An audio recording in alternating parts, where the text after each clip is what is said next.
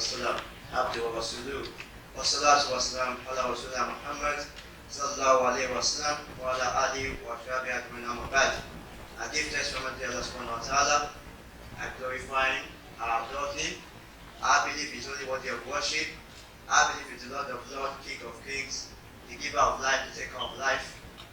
I thank Him for the life given today to us. I thank you for bringing us here safely in one piece. I thank you for the provision of food, shelter, and many other blessings that is bestowed upon us. And I also thank Him for making us Muslims above all. Alhamdulillah. And I also bear with us that Muhammad sallallahu alaihi wasallam is His only messenger. May Allah subhanahu wa ta'ala this evening blessings for to shower His rahmah upon Him, His family, and His Sahaba. I would like to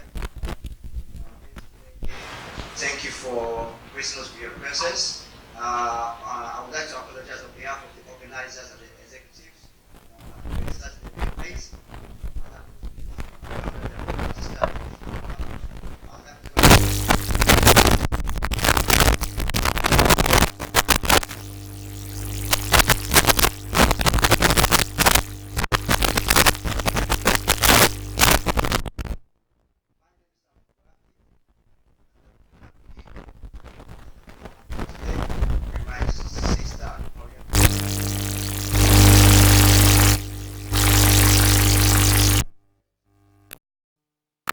I'd like to call upon our brother, our Ustaz, our Imam, to give us an opening prayer in the name of Brother Shamsuddin FOMWAUK Ibrahim. Allahu Akbar. Assalamu alaikum wa rahmatullahi wa barakatuh. In the name of Allah, we left our home. In the name of Allah, we've come here. In the name of Allah, we've settled. And in the name of Allah, we start today's occasion. May Allah put barakah in our events today. May Allah bless us with today's events such that on the day of judgment, in this life it will have an impact on us, and on the day of judgment it will count as some of those beneficial days for us that will lead us into Jannah. We pray that Allah bring here all those who are already on their way, safeguard them and protect them. We pray that all those who will attend to this program will return home safely. And we pray that those who wanted to come and they did not be able to, Allah will give them more opportunities, inshallah, and Allah will reward them for their intentions. It is important that whatever we do today, that we do it sincerely for the sake of Allah. So if you've come here for a different intention, renew your intention. If you are forced here, renew your intention. If you are here by accident, renew your intention.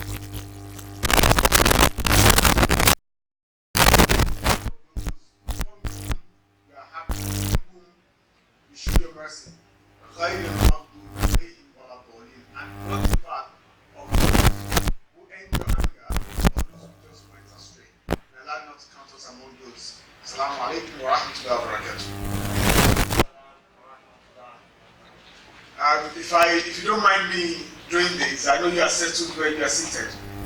Nobody deserves the front seat other than those who have come early.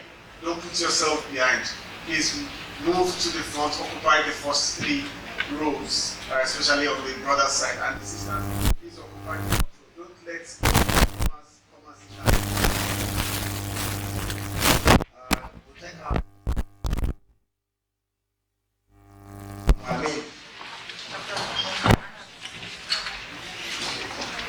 please, for the sake of Allah, for the sake of Muhammad sallallahu alaihi wasallam, you move forward. Please, I beg you for the name of Allah, for the name of Muhammad sallallahu alaihi wasallam. Move forward, please.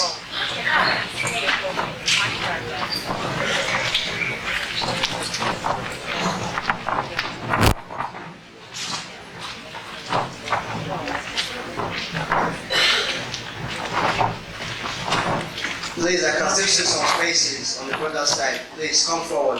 As well as the sisters, more spaces on the sister side as well. Please do come forward. Please. May Allah reward you, inshallah. Now we're going to have a reading from the Holy Quran. As you know that without any Islamic event, like in an Islamic event, we start with the opening prayer, but also we have to give thanks to Allah. We also have to praise Allah and read and recite from His Holy Book. Inshallah, I'd like to call upon our brother Mashud Ajikole to give us a reading from Surah Al-Qiyam. And also that Ibrahim Suma will be giving us a translation as well of the verse that will be read, inshallah.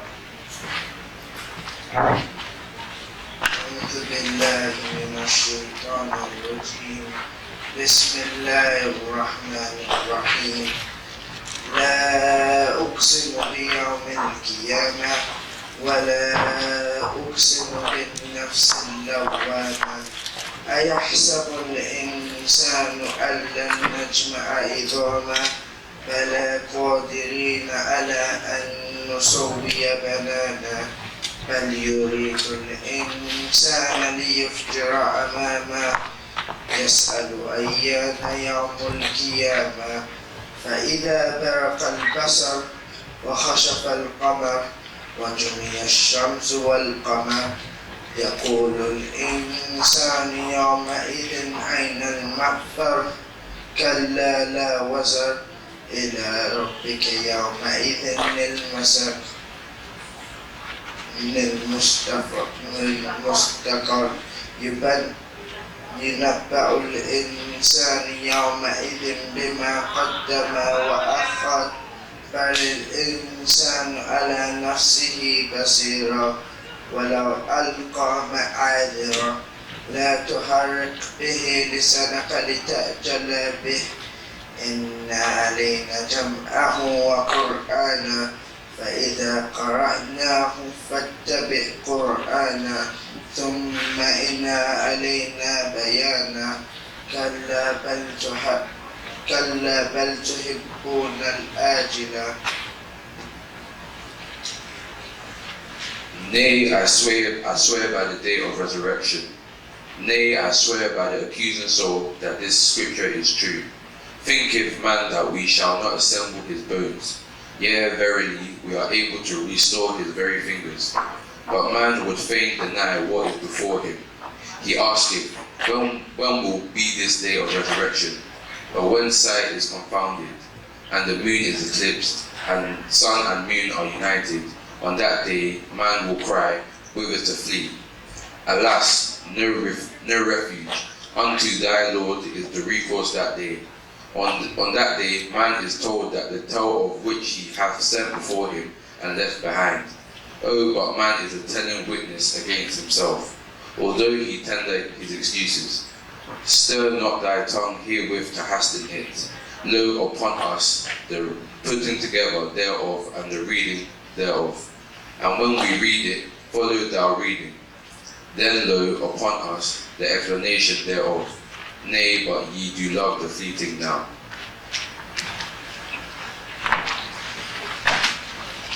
Takbir. Takbir. Takbir. Please let's recite Surah Al-Kawthar for both of them. Bismillahirrahmanirrahim. Inna a'tayna al-kawthar fashal lirabbika wanhar inna shani'aka huwal abtar. Because it is one thing to be able to recite, it is another to be able to come forward and do that with the pressure. May Allah subhanahu wa ta'ala continue to increase both of you in Tawfiq and grant your parents the best of the best and inshallah. Before we move forward, I know many of us will be quite aware used with the London Muslim Center of this London Muslim class. You know, downstairs inshallah for Zoom prayer that will be 1:30. So we're gonna finish or round up the first half of the event for today by 1:25, 1:20 inshallah. We're gonna go for Salat Zuhr downstairs and then we'll have our lunch and so then. I'd like to get our attention to the fire exits. So we have one down there as well as this here. Also for toilet breaks, the ladies for the female is down there and for the male is at the back inshallah. So in the case of any fire exits, let's just make our way, no lift through that door, quietly, as quickly as possible, not taking any lift, inshallah. And as I said, the toilets are down there for the male. And there are some toilets downstairs as well, if you feel that you feel comfortable not going downstairs. I'd like to move on to introduction of the guests and sisters, and I'll pass this over to my sisters. Assalamu alaikum wa rahmatullahi wa barakatuh, everyone. I'm Mariam Otaku, and thank you for joining us today. Without further ado, I'd like to introduce our female speakers to take a seat over there. Can I have Sister Kauthar Ali, who will be talking to us today about looking after mental health and well-being. Sister Hajira Rafia Tunde Oladipo, who will be talking to us about skills and careers of the future. And finally, Sister Ruqayya Tobi Raji, who will be talking to us about unleashing your inner potential. Thank you. So once again, I'd like to welcome also to the event for those that are just joining us for the late comments. As you know, we've already started. And I'd like to introduce our male speakers for today. So I would like to introduce Brother Talim Zaman. Is he here yet? Ustaz Tawfiq Abdul Salam. No. And Ustaz Abim Zublun Muntako. Inshallah, as we go throughout the day, they are very busy people. I know quite like both of them are quite glad that the brother so they're very busy. So inshallah, they're probably on their way. May Allah guide them here safely, and I believe that they will grace us with their presence in due course. So we would like to go to the first speaker of today for the reason that, for the purpose that all of you have come from far and wide, taking your time out of your busy schedule to come here today to grace of your presence for the first lecture today, inshallah. And I do pray that we learn a thing or two and be able to take that one that will benefit us in our future lives, inshallah. Right, so our first speaker today is Sister Kauthar Ali. Kauthar is a psychology graduate who has worked in the mental health field for the past 4 years in different organizations, including the NHS and Mind. She's currently, mashallah, a recipient of the Aziz Foundation Scholarship, and she's undergoing her master's in psychodynamic counseling.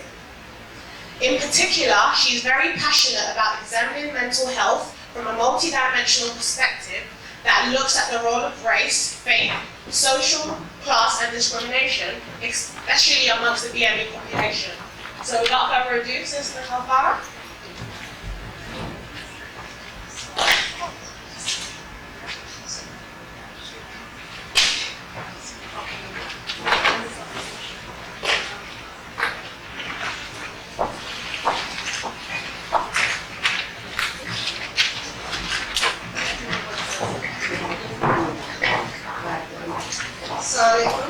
Assalamualaikum warahmatullahi wabarakatuh. Let me just take a quick dua. Allah Bishop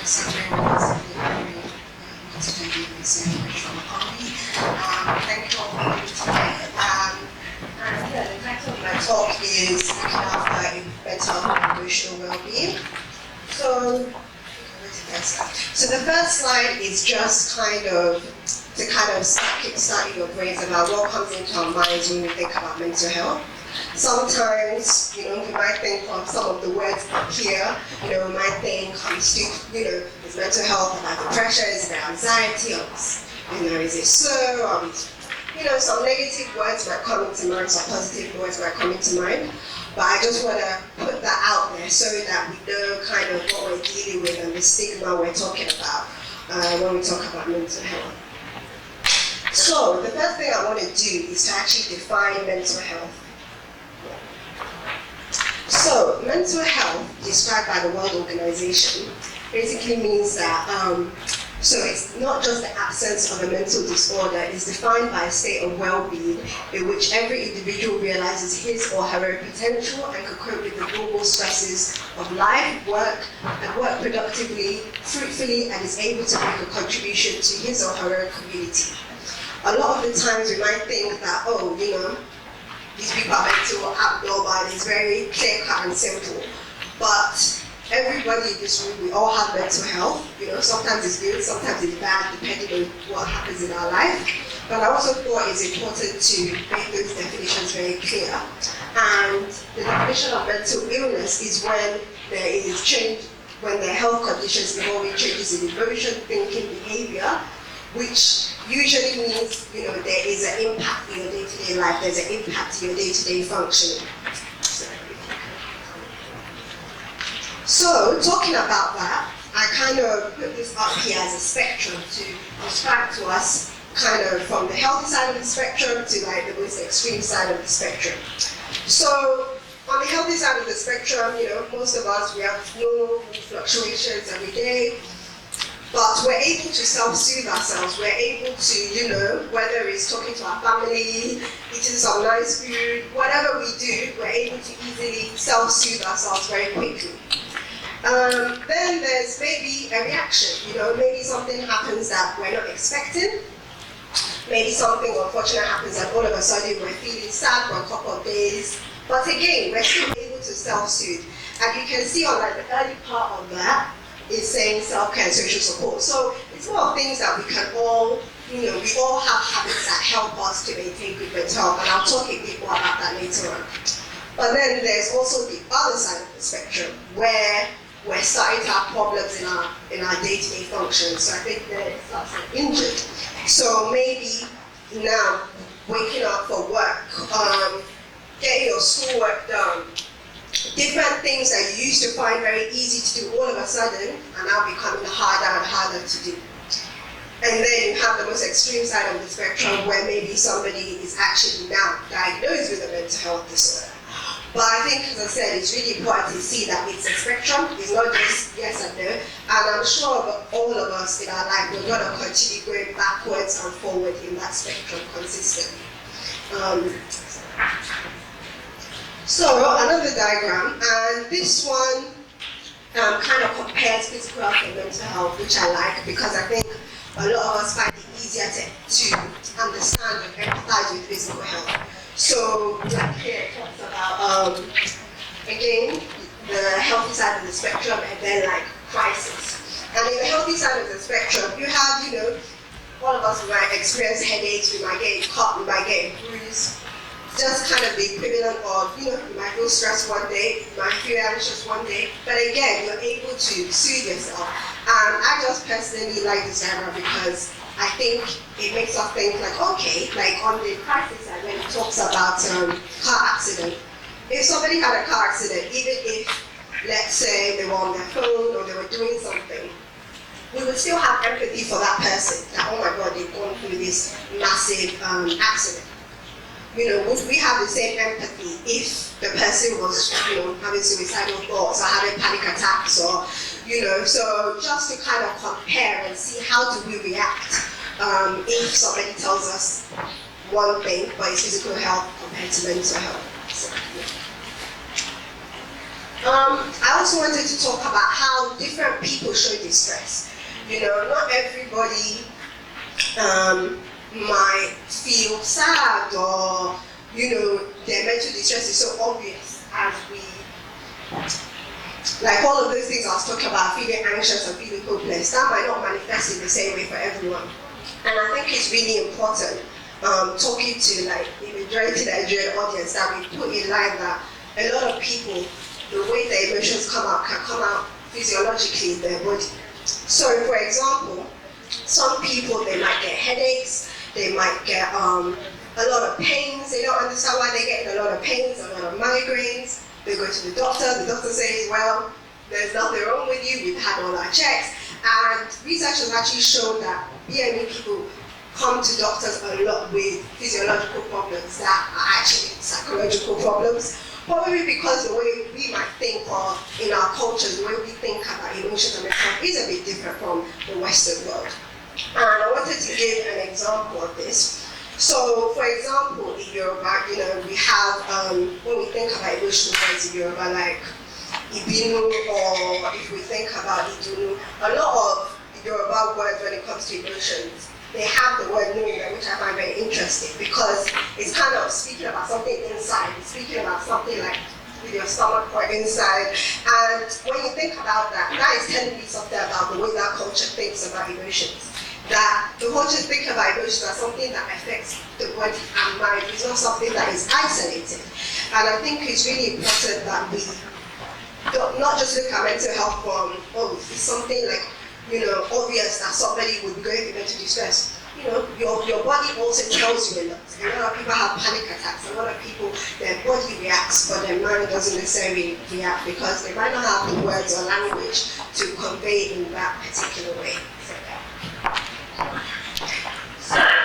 Moving on a little bit, so I wanted to speak about just a few tips that I'm sure that we all do a bit of how to improve our mental health and mental well-being. So the first one is nutrition. So, this is one I think a lot of us kind of maybe don't really pay a lot of attention to. Me, myself, I eat all sorts of things. I don't pay attention to it myself, but it's a good thing to remind ourselves that what we eat has a big impact on how we feel. And they've actually found that, serotonin, which is one of like the neurotransmitters that make us feel good, is produced in the stomach. And when people are depressed, they're prescribed serotonin reuptake inhibitors, which basically gives you more serotonin. So, which is telling us that, our stomachs have a lot to play. Eating good food, eating food that increases good vitamins and good things. And even if we think about it in our cultures, we say like, oh, I have butterflies in my stomach and things like that. We do feel a lot of emotions in our stomach area. And then exercise, another one we probably heard of a lot, to increase endorphins. Exercise has been shown that, it helps to reduce stress, it helps us to feel good. Gratitude and giving, I think is a really good one, especially as Muslims. Our religion consistently encourages us to be grateful, it encourages us to reflect, it encourages us to think about people who have less than us. One of my favorite ayahs is in Surah Al-Rahman, where Allah says, which of your Lord's favors can you deny? And Allah is consistently talking about the different things in nature that we just take for granted. So when we look at those things, I feel like it helps us look at the bigger picture of the world, and whatever we're going through, there's something else going on, and there's a reason why we're here. So asking for help, I'll come to last actually, at the end of all my slides. So social activities. Learning a new hobby, doing something fun, distracting yourself. Sometimes distractions are good. We all need a good distraction. We all need to do things that help us feel good and not to isolate ourselves. And then, last but not least, letting it out. So what I meant by that is that basically what you can do is making sure that your emotions just don't just stay inside. So whether that's talking to friends, talking to family, whether that means writing it down. Me personally, I'm a big fan of poetry and writing things down because it helps you to be able to look at it and actually think, oh, is that how I felt at that time? What can I learn from this? What can I learn from how I react to things? So yeah. So the positives of mental distress, which sounds a bit contradictory, but what I wanted to get to here is that although I've given all these tips and said a lot of those tips, might help us, but then there are times when we try everything and nothing is working. And the philosophy I personally take is suffering is inevitable. Everybody in life is going to go through something. No matter what, you try your best, but you're going to go through things. And Rumi, the famous poet, he said that, the wound is where the light enters you. And the way I take that is, when we go through something, when we go through bad times, sometimes that is where you will learn something amazing about yourself, or you will learn something about your life that you didn't know before. And Allah tests those who He loves, as we know as Muslims. This world is a test, it's not supposed to be perfect. And one of the hadith that I think really illustrates this really well is here where Prophet Muhammad said, nothing befalls a believer, a prick of a thorn, or more than that, but Allah will raise him one degree in status thereby, or erase a bad deed. So, to me, what I take from this hadith is nothing is for nothing, Even when we're going through things that we don't really understand, Allah's going to give us reward for it. So, yeah. And last but not least, so this, obviously I've spoken about it in a very Islamic way, but even a lot of psychologists and a lot of research has gone into what people can actually gain from going through bad experiences or traumatic experiences. And they call this post-traumatic growth. And they found that, like, if you're somebody who you're able to be really optimistic, but not optimistic like, everything is going to be okay when it's actually, you have to put things in place. But you're honest with yourself, but you also have hope that can help a lot. They also found that, like, if you have good coping strategies, so you cope well with things, but you don't avoid the problem. You don't say, oh, the problem doesn't exist, or just say, okay, this is what we're going to do. Let's just solve it quickly, and not really get into how that issue has affected you on an emotional level. But you're actually like, okay, I'll find a good way of coping with it. I'll have some problem-solving strategies, but I'll also think about how this thing has affected me emotionally, that can really help. They've also found that, like, if you feel that you have a bit of control over the events, sometimes we have factors that we can't control, but that one little thing, even if it's 1% that we can control, we take hold of that and we try our best to take control of that thing. And lastly, I think saying strong sense of self. So having a really strong identity, being confident in who you are. So they're saying all those 4 things lead then for people to be able to have good post-traumatic growth, which is basically that, maybe actually after you've gone through that experience, you actually think, wow, I wasn't connected with my friends and family, but now I'm really connected with everybody because I realize life is short and I need to make the most out of the things I have. Maybe even spiritually, you're able to connect to Allah more because of what you've gone through. And you're able to, like maybe study the Quran or feel like what Allah was saying this thing in the Quran, I didn't even understand what it meant before, but after what I've gone through, I understand it very, very well. So, I guess I'm saying all this today to say, even though at the moment we might not feel like, we understand the meaning of our distress, but in the long term, I personally believe that it gives us something and it teaches us something. So, this is, as I said in that slide, that I'm asking for help. So, as we said in the beginning, sometimes you're able to self-soothe, and sometimes people are at the point they can't self-soothe, and I think it's really important to say if people need help, they should seek help. So I've put some organizations here. The first one is the obvious one, the NHS, going to your GP.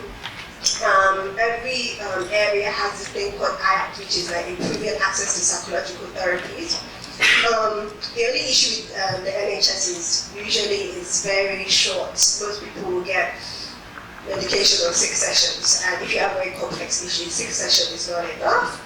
So I've also put like some Muslim organizations there, like I'm sure some people might have heard of Inspirited Minds, which is a Muslim organization. They provide counselors and support workers.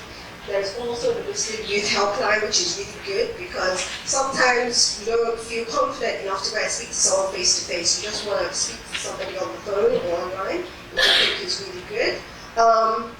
And they're very specialized in issues that the Muslim youth are facing in particular. And then there's MindWorks, which is like a low-cost counseling service, which is run by a Muslim lady. And then there's the last one, IPA, which is an organization I'm part of, and I actually helped to compose a directory. So they have like a directory on their website that kind of lists like low-cost counseling or like private, basically Muslim therapists that work in private practice, and people can go to them. So yeah, I hope you were able to take something out of this short talk today, and thank you for listening.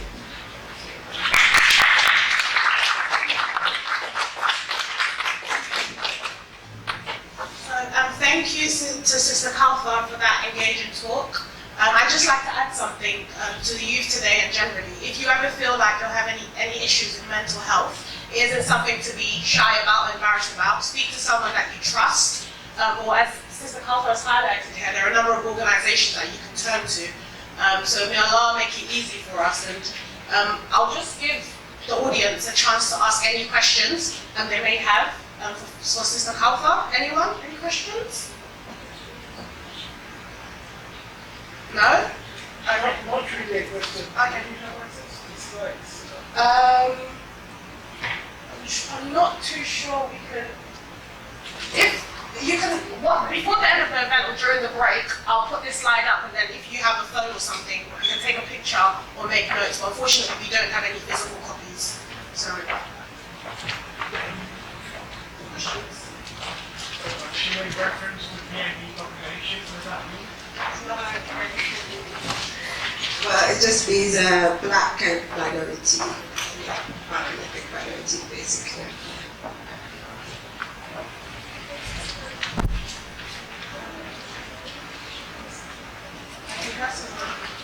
Okay, so no questions? Alright.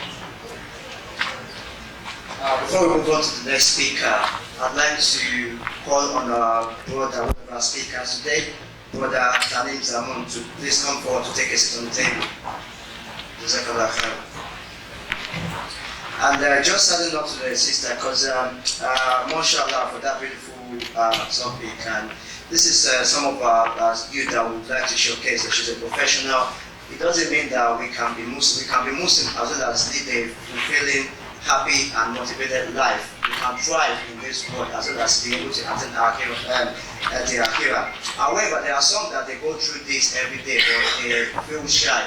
And one thing within our Nigerian community is that it's become a stigma that people will segregate such people, or we sort of don't want to associate ourselves with them. So my advice to particularly our youth, at schools, at your job, at your youth clubs, and that, if you feel somebody that is always quite jovial, is always like upper, that very, very like approachable, and you see they feel like different, then try to approach them, find out what they're going on. Particularly also with our adults and with our parents and mothers. Your kids that is very bubbly, or suddenly they become very reserved. That might be something they're going through, but they're unable to speak about. May Allah subhanahu to make it easy for us, inshallah. I'd like to introduce our next speaker, Hajia Yetunde Rafia Oladipo. Sister Yetunde is a recruitment business partner for digital specialists with over 20 years experience as a HR practitioner. And she also has a chartered MCIPD with an MA, mashallah, in Employment Studies and Human Resources Manager. She also volunteers with FOMWAUK. And today, Sister Yetunde will be speaking to us about skills and careers of the future.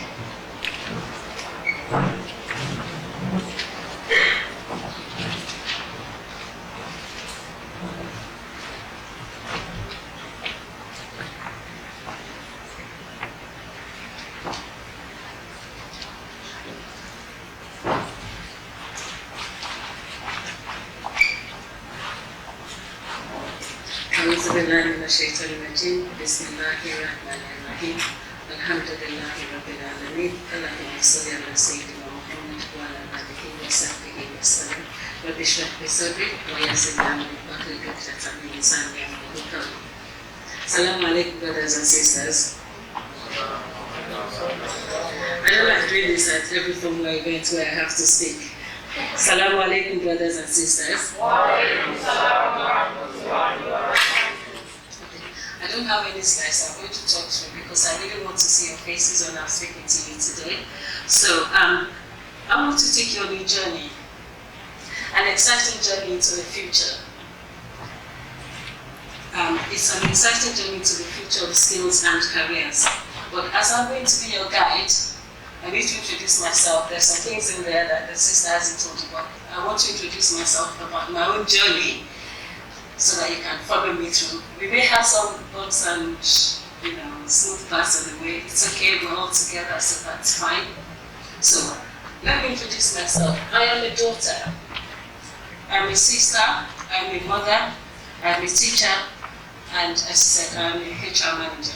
Why do I say all of these things? Because as a daughter and as a sister, growing up in Nigeria, I helped my parents to raise 4 younger siblings. So that taught me some natural life skills, which defined or helped me in my journey in later life, when I became a mother, a student, and a wife. So all of those things are important. And helping my parents to look after my 4 younger siblings taught me something about helping to improve the lives of others. So I decided to be a teacher. Back then in Nigeria, there were only 4 occupations that you can have. I'm sure the adults in the room will remember that. You are either an accountant, a lawyer, a doctor, or an engineer. Anything else is secondary. So those are the 4 main occupations for my generation back then. But I went against that, and alhamdulillah, I had the support of my family when I said I wanted to be a teacher. I trained as a teacher, teaching English language, Islamic studies, and English literature. But because I skipped some classes when I was in school, by the time I graduated as a teacher, I was very young, and I started teaching the students, and I always think that the students are as my brothers and sisters, so sometimes they really take me seriously, which is fine, because it means they could relate to me and I could relate to them, so I was comfortable with that. But I wanted more, and I was curious that, I didn't want to be a teacher like that type of teacher anymore. I wanted to do something else, but still within the line of helping to improve people's lives. So I changed career and I changed location. I relocated from Nigeria back into the UK. And I thought, okay, I'm going to start afresh. This is another job. Well, not starting afresh, but a continuation of my journey. So I decided I didn't want to be a teacher anymore. I retrained. But I didn't want to go straight into go and do like a postgraduate. I thought, let me start from where I should be. So I went to do a diploma in human resource management. I did that while I was working and raising children as a wife and as a mother. So lots of things I will be juggling. And in your life, there will become that time when you're juggling a lot of things. But as I said, it's okay.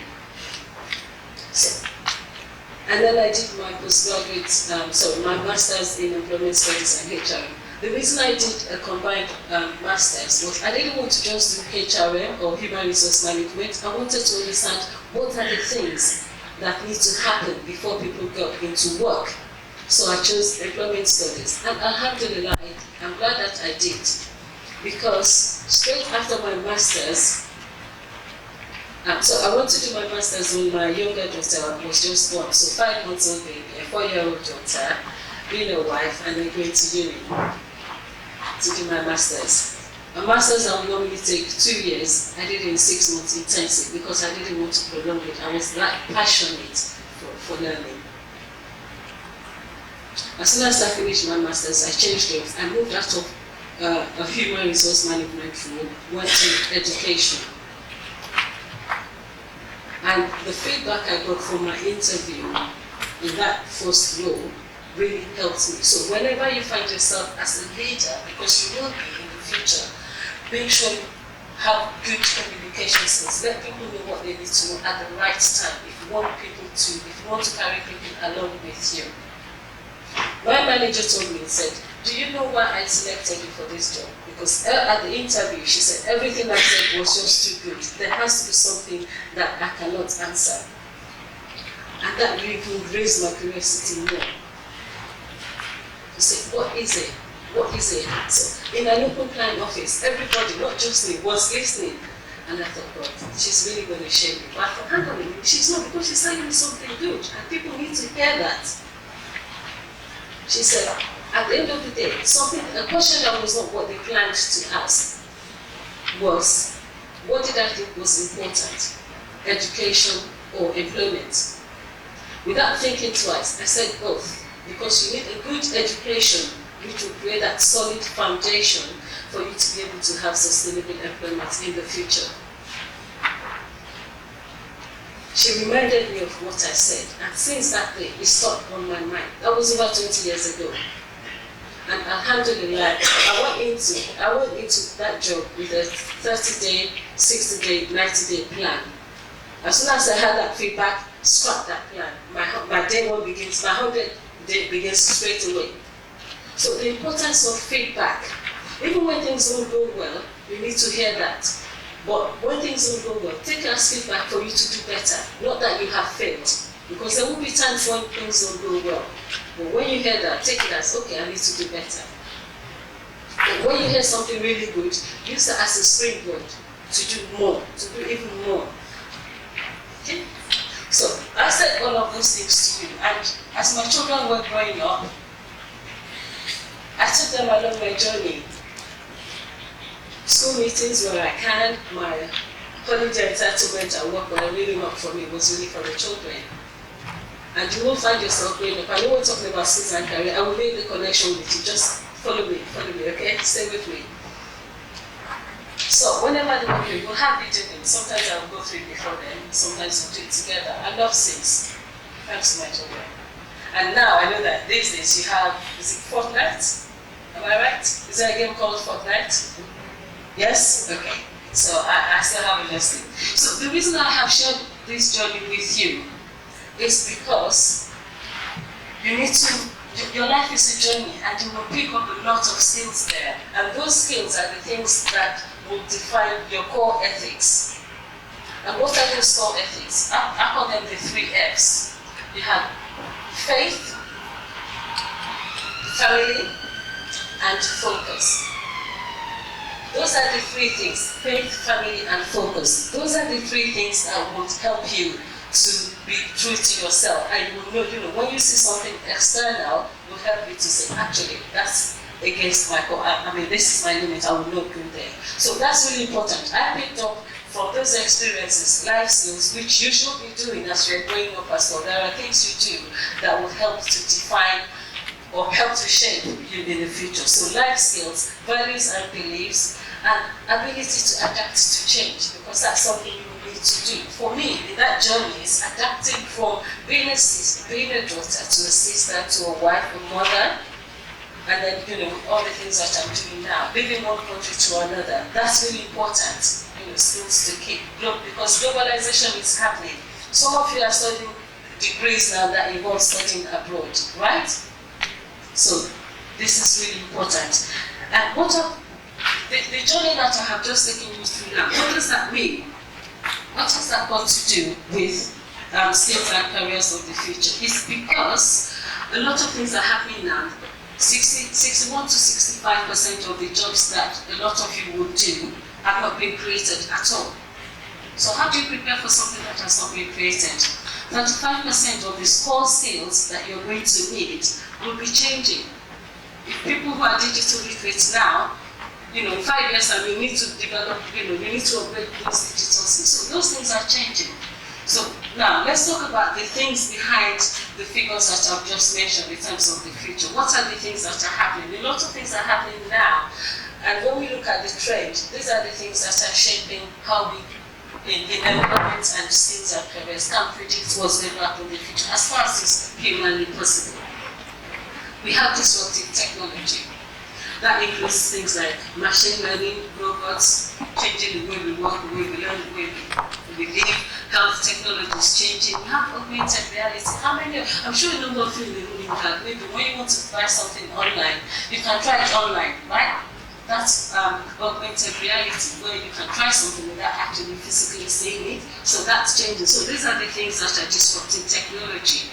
So, for example, if you want to buy a dress or glasses, you can try online without actually physically holding that product. So these are the things that are happening. Data is changing how we live. Data is changing how employers and industries work, to be able to grip your mind and keep you there, because they know if you've been on this website, or these are the sort of things you like, we need to keep it online all the time. So those are the things that are happening. And what's behind that data is psychology. So if you have people who want to be psychologists in the room, you have an opportunity to understand how things work.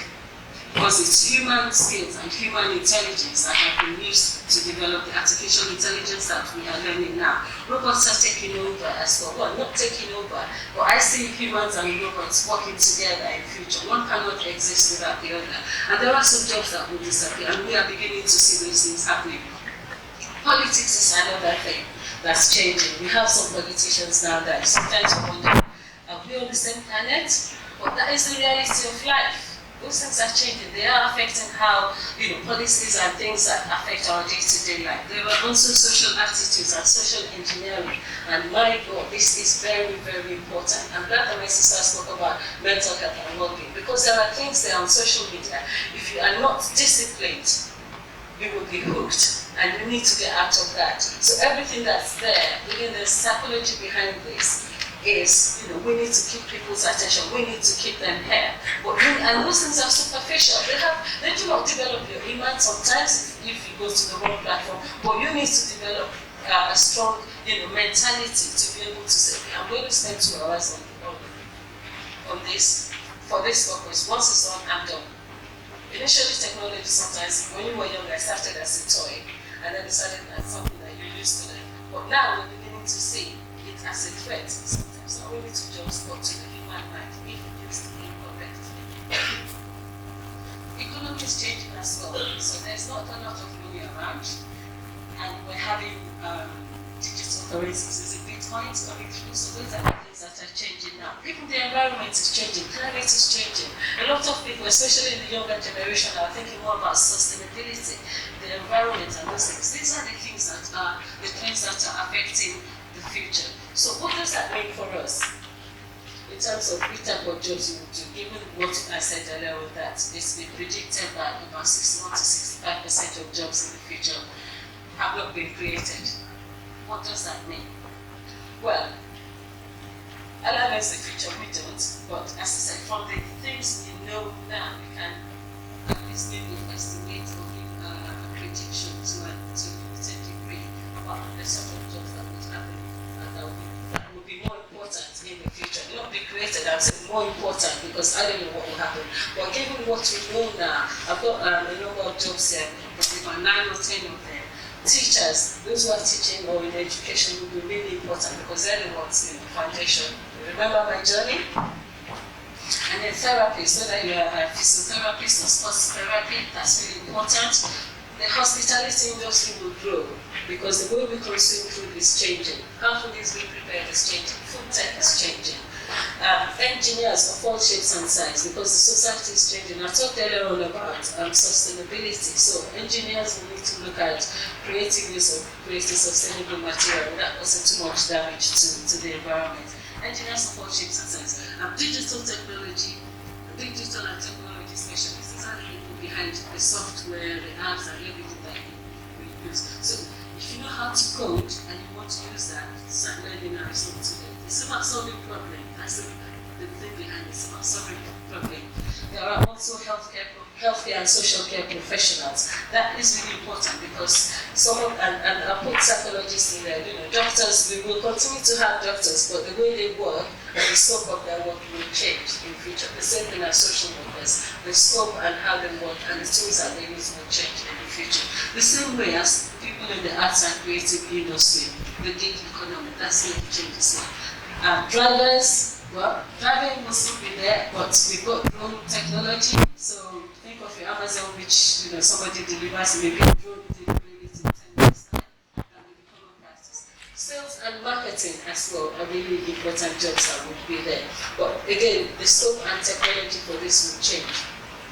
There'll be more focus on psychology. A lot of people know about psychology, because the human mind is mind-blowing. So people are studying the human mind in order to be able to attract customers and change their services, and also disrupt the market. So I know I'm running out of time, so just in 5 minutes, please. So what does that mean for you in terms of how you prepare for the future?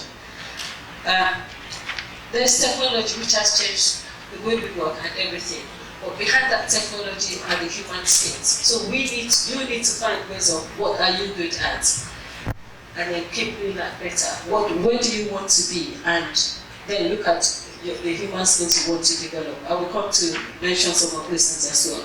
More than anything else, look after your health and mental well-being to help you to prepare. But at the same time, have a growth mindset. Growth mindset is that where you're constantly thinking, okay, I want to do this, I can do it.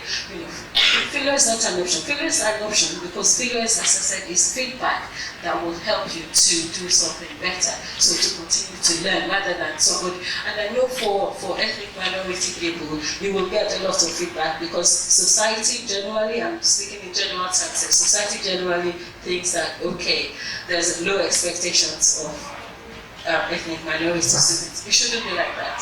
Okay, so that listening to that is having a fixed mindset, but you want to open your mind and grow that yes, I can do it. And know that there are people who are successful now who were seen as outsiders back then. Bill Gates is an example.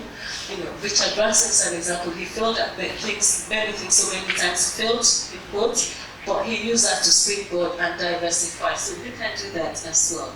And think like an entrepreneur, because I say that because a lot of the big industry giants that we know now, they're facing a lot of competition. One, because of small companies, a few people who come together and do things that will just change how things work. So think like an entrepreneur.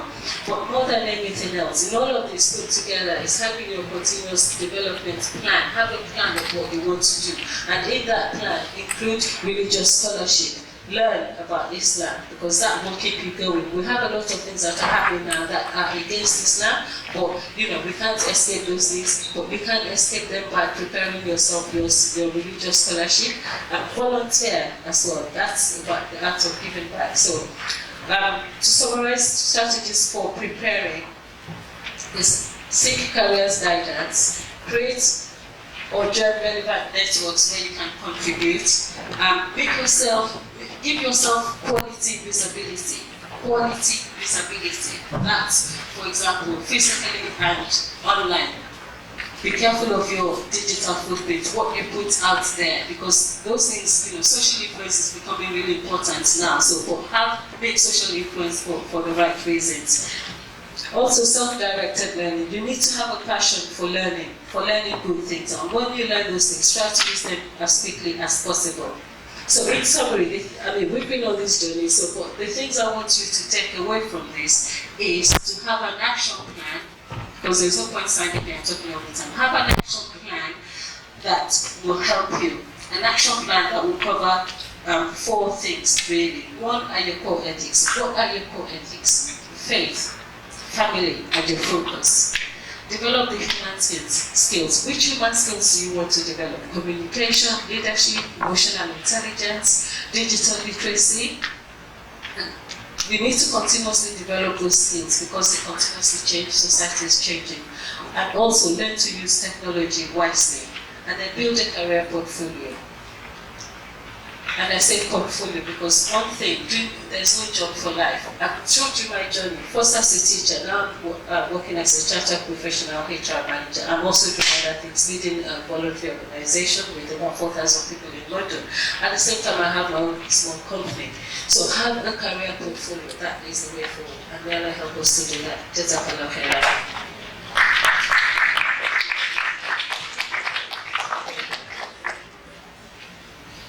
Thank you to Sister Yetunde for that engaging talk. I just want to see if everyone in the audience was listening. What was her 3 Fs? What's the first one? You got 2 out of 3. Yeah, thank you. So let's take that as a grounding principle. Does anyone have any questions?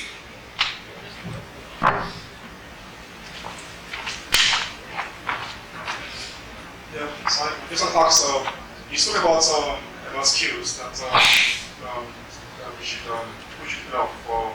So I spoke about emotional intelligence, communication skills. So I just asked, what's the best way you can illustrate those skills, in that section?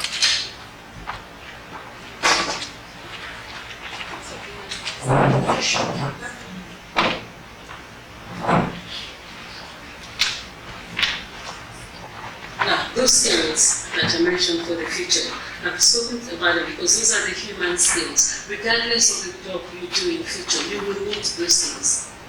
So, there's communication skills, emotional intelligence. Emotional intelligence starts with self-awareness, knowing yourself. What are you good at? What are the things that that trips you? Yeah. So know yourself first. This will take a lot of work, but gradually you can do that. And I think it's really important that you keep a log when you do things. Write them down. Not only writing about what you did, but what you were thinking when you did those things. Because your critical thinking is really important, because it will help you to connect some dots down the line as to, okay, if I was thinking of this and I did that, that means I can use that skill and then transfer it to another situation. So communication skills, working in collaboration, working with other people, so working across boundaries, maybe across countries or with other disciplines. No job exists now without any collaboration with technology or digital people. Every job has collaboration with digital and technology.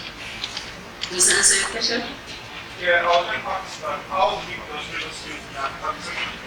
How do you illustrate them? It's for the projects that you do, which is why I said keep a log of what you do now. You may think that they are nothing, but as for primary school, what does that mean if you were in primary school? How do you demonstrate those things? Because a time will come when you're applying for like maybe UCAS statement and you have to write your application for personal statements. Then you can bring out your log and say, okay, I did this, I did, and then you can start to take those things off. At interviews, you can mention those projects as well. But as I said, the emphasis should be, as you progress in your career, the emphasis should be on why you do things. So it's more about your critical thinking and how you work with people and how you brought people along to be able to do those things. Does that help? But we can speak later after this, shall we? Any questions? We can take one more question. Right, I'd like to introduce our next speaker, Rokaya Tobi Raji. So Rokaya is a recent graduate and is currently undertaking her graduate training as a management consultant. And interestingly, although born Muslim, she embarked on a spiritual journey to Islam in Ramadan of 2016, where she seeked knowledge and guidance from Allah that changed her life. On the back of this, she set up a network called Soul Sisters for young Muslim women like herself. So, looking forward to her.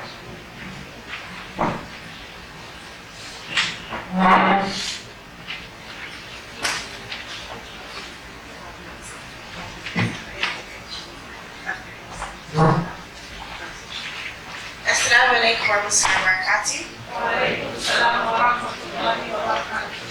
How is everyone? I need a bit more like energy in the room. How is everyone? Thank you. So my talk today is about trusting the process.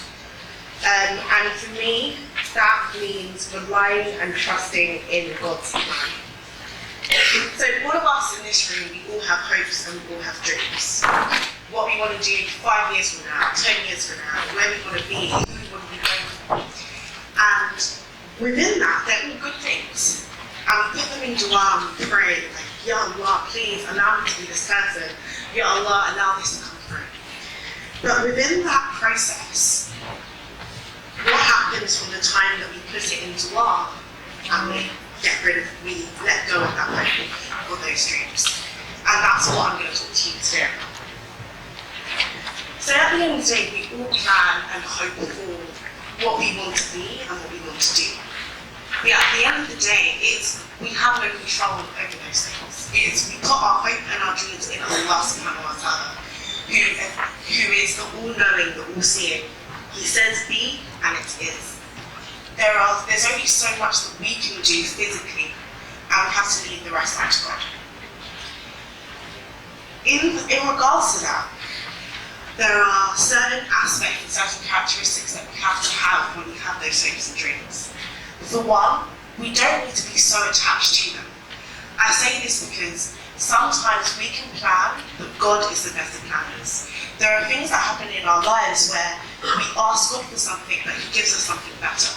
And we might not realize it at that time, but later, years down the line, and we say, Ya Allah, this is the reason why you did this for me.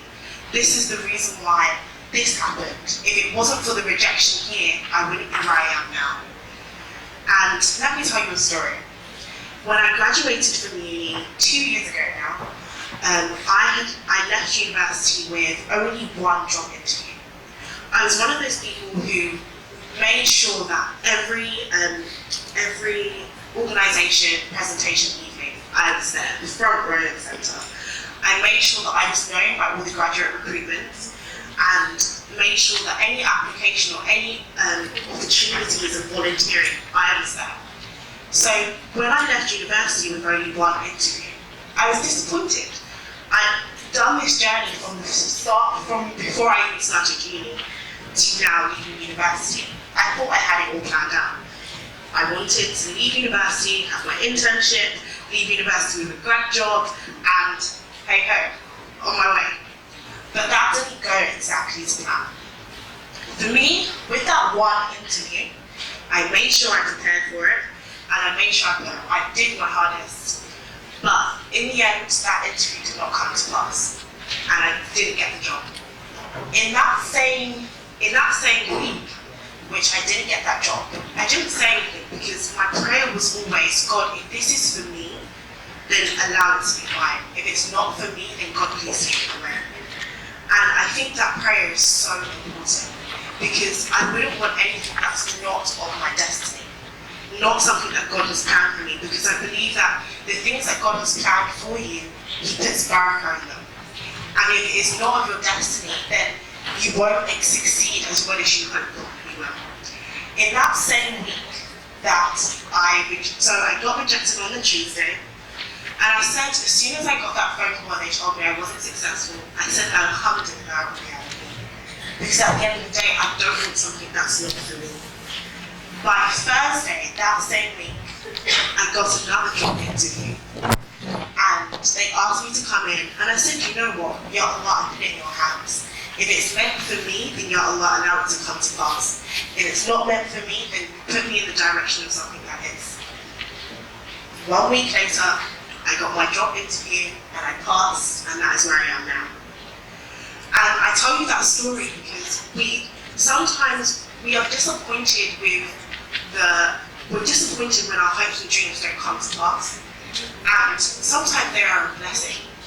And I take us to the verse which said, and it may be that what you dislike, that you may dislike a thing which is good for you, and that you may like a thing which is bad for you.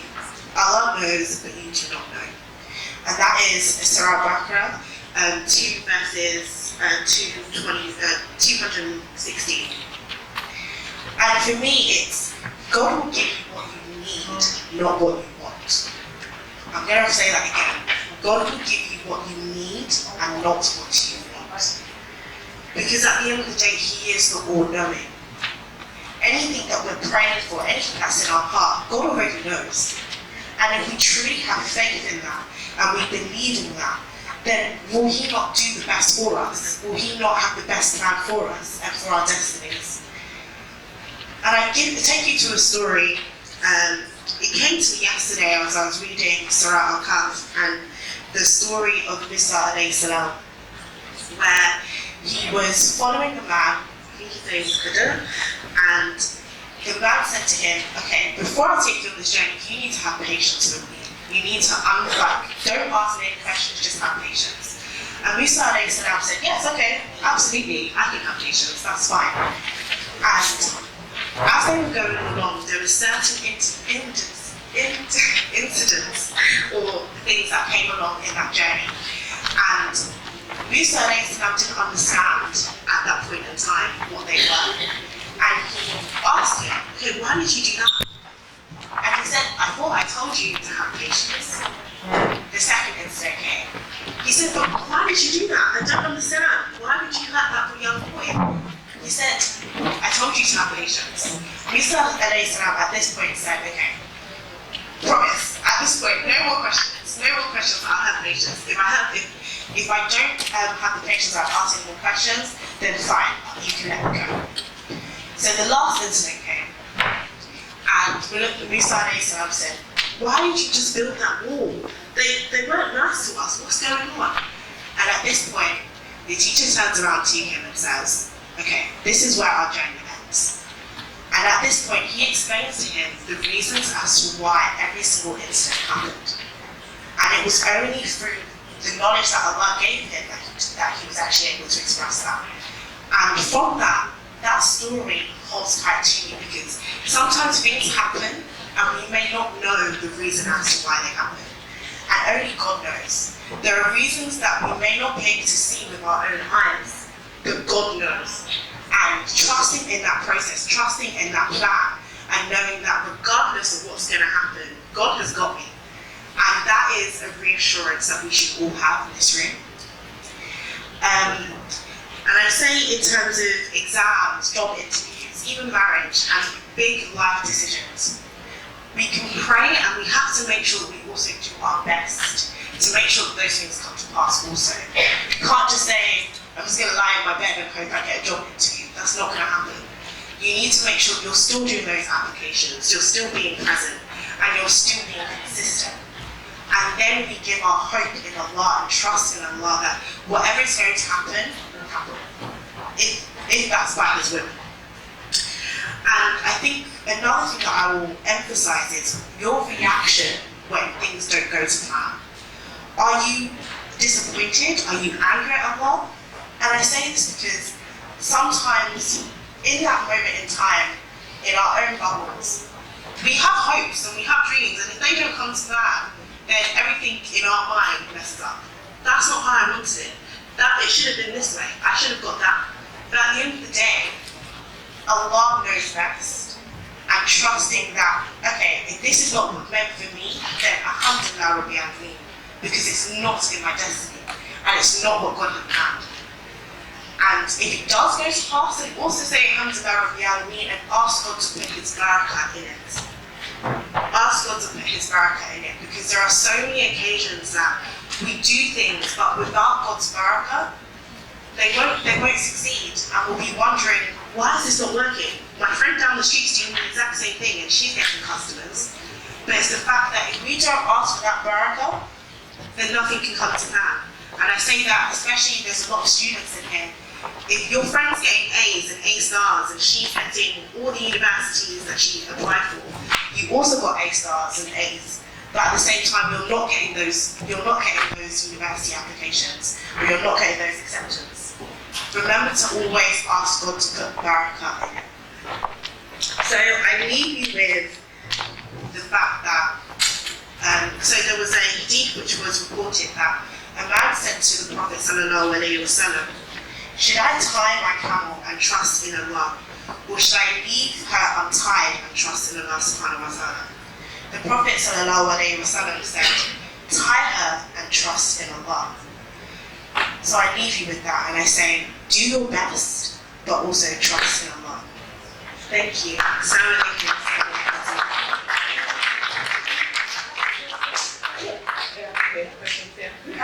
Does anyone have any questions for Nakaya? Oh. Did you have a question?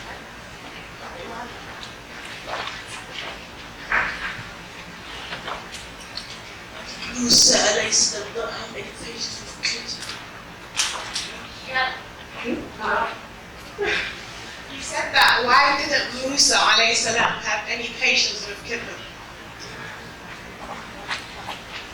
I think if we think about how amazing Musa alayhi salam is and why he is one of those great prophets as well, it's to show that he is human as well, and that some of us, if he didn't have patience, then God knows only for us. And it's not the fact of not having patience, but it's for us, we can only see what's in front of us. We don't know God's plan for us. We don't know what was written down or what's coming next in life. And I'm sure if we did, we would try to maneuver ourselves in certain ways. But I think it's more about trusting in Allah and trusting in that process. And obviously there are going to be times when we don't have patience and we get annoyed and we get disappointed. But we also need to remind ourselves that I serve the creator of time. I serve the person who planned my life from the time that I was in my womb, in my mom's womb. Like, these are things that we need to remember. It's not so point blank when you can just read it and just be like, okay, this is what's going to happen. Having that patience and having trust and reliance and depending on Him put it in dua every single day. If you want it to come to life, if you want it to come to fruition, then at the end of the day, you can only pray about it. And inshallah, if it's meant for you, then it will be yours. I think just to round up a bit, I think 4 things have stuck out to me throughout this talk. So the importance of sabr, so patience. The importance of tawakkul, trust in Allah. The importance of istikhara, seeking Allah's guidance. And finally, the importance of barakah, asking Allah for your blessings. So the youth today and the adults, wherever you are in life, I think living by those 4 principles will take you a long way. And we ask Allah subhanahu wa ta'ala to keep us steadfast and make things easy for us. So thank you to our wonderful speakers for setting the scene. Next, we should have Alaja Mebude, the Secretary General of FOMWA, to give us a welcome talk.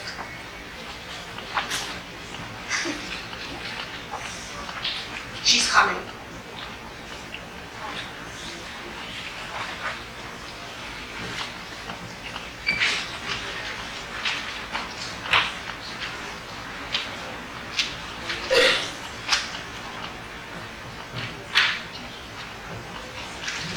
In the meantime, does anyone else have any questions for Rakaya?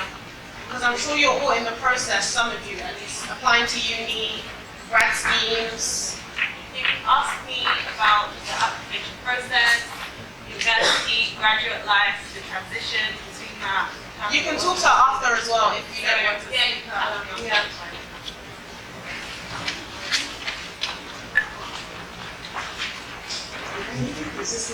Actually, no one's seeing her. They might be in the car. Let's see. Okay. Good. Okay.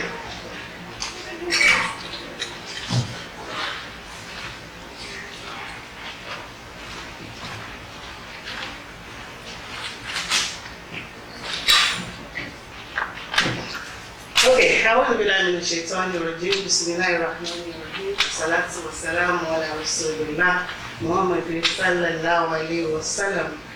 I'm all right. Assalamu alaikum wa rahmatullahi wa barakatuh. Assalamu alaikum wa rahmatullahi wa barakatuh. Thank you. My name is Mujida Nebude. I'm the Secretary General for Federation of Muslim Women Association UK. I'd like to welcome you to this program. I'd like to welcome our young men and young women for coming today. This is our annual program that will showcase to actually do a bit of dawah for young women and men within our community. We do this basically because we know our young people don't follow us to Islamic organizations. They don't follow us to our salatus. They don't follow us to most of the programs that we showcase. But we felt if you have a platform where you can actually benefit from receiving lectures, listening to young people like you, this will actually motivate you and inspire you to do more within the community. And that's what FOMWA UK is about. FOMWA UK do a lot of dawah programs, but we do our dawah with events like this.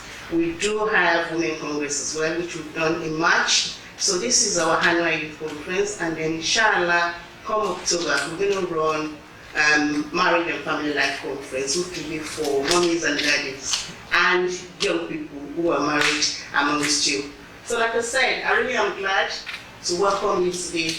And I really welcome our speakers as well. I'd like to welcome Kalfar, I'd like to welcome Hadia Rafia, and my daughter Tobi Rukaya Raji. Thank you all for coming. I have a brother. The time is up, and it's really my pleasure to have you here with us today. And I hope you have a rewarding day.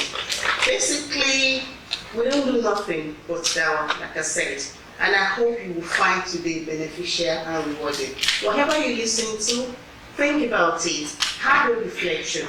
It's something that I'm sure you will have a cause to glorify God for coming here today. Speak to the speakers during our break time. Have a conversation with them with anything that you feel you might need more light on. They will be very glad to actually help you. And maybe even you take their number, you take their email addresses. If there's something that you want to talk about later on, maybe in private, That's all allowed. Now, something that I really want to draw your attention to, something that is very crucial to me, something that I know a lot of young people don't think about. I just thought I'd drop a hint and give you a little bit of advice on it. It's called taqwa, fear of Allah. Something that I really want you to put down. Whatever you do, think about taqwa, think about fear of Allah. You might be young. Inshallah, we pray that you grow old to become mommies and daddies and you have your own children. I'm a teacher by profession, I'm a lecturer at a college. And I see a lot of bad behavior, bad mannerisms among our young people. I happen to teach young people as well. I teach 16 plus in my college, and it irritates me when I see a lot of bad behavior. And it's because a lot of people don't have taqwa. What is taqwa? Taqwa is being pious. Taqwa is having fear of Allah. Taqwa is thinking, whatever I do, is this right? You know, Allah says in the Quran, especially in Surah Tawbah. Surah Tawbah is chapter 9, verse 119. And I'll read that ayah for you. It says, Ya ayyuhalladhina amanu taqullah, you know, wakunu ma asadiqin. It means fear Allah, all you believe. Fear Allah and be with those who are truthful. Whatever you do, fear Allah and be with those who are truthful. Are your friends truthful? Do you have good friends? Do you keep good friends? Do you have mutual understanding with your friends? Whatever you do with your friends, and I'm not going to even talk about friends. Let me start with the family. Let me start with your parents. Are you being truthful to your parents? If they talk to you, do you reply them in a proper fashion? Do you reply them with good body language? Especially girls. Do you roll your eyes when you talk to your mom and dad? Is that what Allah says in the Quran? And friends as well. Body language goes a long way. Our generation goes with body language. If I timber on Dubai, you know, my children knows what I mean when I timber on Dubai. They know there's something wrong. You know? But that is the way we were brought up. We were brought up with listening to body language of our parents. And then we know this is it. I've reached my limit. I cannot go beyond that. Does that happen here? This is a society where we cannot touch you. If we touch you, what do you do? You call the police. And that is in a lot of your head. It's not right. Alhamdulillah, alhamdulillah, mashallah, alhamdulillah. I say alhamdulillah because a lot of you are actually good and you listen to your prayer. But we still have little people, little young ones amongst you who we need to talk to. And you need to help them as well. You know, when you move with good people, you emulate each other. And this is why we have this kind of a program. I pray Allah subhanahu help you in whatever you want to do in life. I pray Allah subhanahu wa ta'ala continue to bless you. I pray Allah subhanahu wa ta'ala make you a source of joy for all your parents. Inshallah, bi qudratillah. Ameen. Wassalamu alaikum wa rahmatullahi wa barakatuh. Wa rahmatullahi wa barakatuh. Takbir. Takbir. Takbir. Come on, are we all awake or sleeping? Come on, takbir. Takbir. Takbir. Come on, it's not been that long a day yet, but inshallah, we'll keep you refreshed during the day. But I believe that each and every one of us, from the first face speaker that we've had today, we've had one or two face to take from, inshallah. I certainly definitely have learned a from them. But instead of waiting some speakers, however, before we move on to our next speaker, I'd like to welcome those of us that have just joined us. Assalamu alaikum wa rahmatullahi wa barakatuh. I'd like to draw our attention to a couple of things. So we have, in the case of a fire alarm today, our fire exit is through that door, or you have to exit at behind me as well. Therefore, the toilets, we have our female down at the back, and for the male, we have it behind there. Then inshallah as well, as some of us know this area quite well, or this mosque quite well. We're gonna go for a break as well as Salatul Zuhr. We'll break off inshallah around 1:20-1:25 to give us time for our wudu. The prayer inshallah is at 1:30. Then after that, that will be downstairs in the mosque. Then inshallah when we come back upstairs, we'll, there will be food as well for us. So don't worry, stay awake, stay refreshed, inshallah. We're gonna give you lots of food and lots of drink, inshallah, Yeah, so also we've got a table down the corner, like tea, juices, and like some snacks down there. You can help yourself, help yourself to that, inshallah, while we wait for the lunch to come on. As I said, we're still awaiting some of our speakers, but I'd like to call on our brother, who is an established and social entrepreneur, a graduate of LSC. He's worked for Bloomberg, Deloitte, and many other notable, famous companies. He's gone on to establish his own company as well, and he's trained over 2,000 people in different 19 countries. He's young, mashallah, as you can see. I like to be like it when I grow up. He's very young, but quite established at the same time. And these are the kind of people that we like to see in Islam. Our brothers, our sisters, to show us youths that it's not just about the spirituality, but it's also, we can also thrive in this world. We can become professionals and be able to pass on the younger generation from inshallah. Without further ado, I'm not here to give a lecture today. I will call on our brother, Talim Zanok, to speak to us about financial awareness, inshallah. Assalamu alaikum, brother.